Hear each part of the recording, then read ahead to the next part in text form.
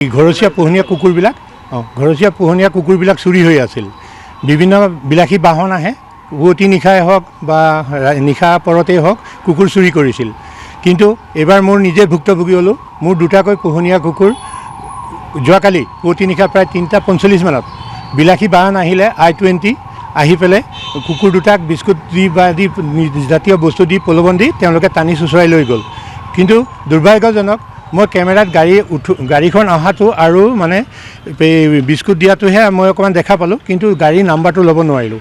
আৰু সেই গতিকে মোৰ যিটো অতি মৰমৰ পোহনীয়া কুকুৰ আছিল, মই ভাবিছোঁ এই শোণিতপুৰ জিলাত আমাৰ তেজপুৰত যি হিচাপে কুকুৰ চুৰি হৈ আছে, আপোনালোকে দেখিছে ঘৰ চুৰি হেৰি চুৰি, এইবাৰ বিভিন্ন দুষ্ট চক্ৰ সেই কুকুৰ চোৰত লাগিছে। কুকুৰ চোৰবিলাক মই শুনিব পাইছোঁ যে ইয়াৰ পৰা বিভিন্ন বস্তা আদিত ভৰাই তেওঁলোকে বাহিৰলৈ ছাপ্লাই কৰে বুলি, বিশেষকৈ কিছুমান আমাৰ ওচৰ চুবুৰীয়া অঞ্চললৈ ছাপ্লাই কৰে।